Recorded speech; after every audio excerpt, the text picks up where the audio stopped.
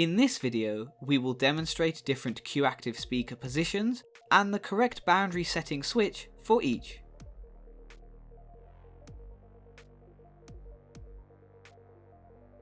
You will need a Q-Active stand mount or tower speaker system.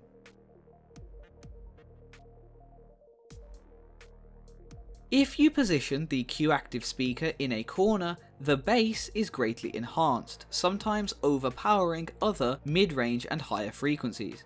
If you do position your speaker in a corner like this, then you should set the boundary switch on the back of the speaker to the corner position like this. The speaker will mute for a couple of seconds and then start again with the new setting. You should find the sound equalized for the corner position.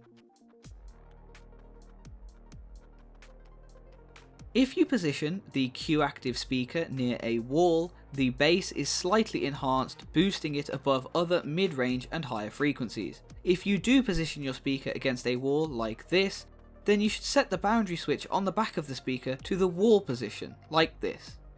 The speaker will mute for a couple of seconds and then start again with the new setting. You should find the sound equalized for the wall position. If you position the Q-Active speaker in free space, at least half a meter away from a wall, then boundary setting effects are minimal. If you do position your speaker in free space, like this, then you should set the boundary switch on the back of the speaker to the free switch position, like this.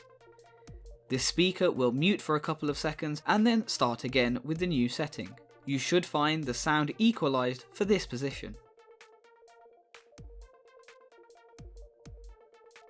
For any of the settings, the foam port bung can be used. This is down to personal listening preferences, so try it with and without to hear the difference in bass response and decide how you prefer your system set up. It is installed like this. It is advised that the port bung is used if the speaker is flat against a wall or when using an additional subwoofer. For more information, please visit the Knowledge Base.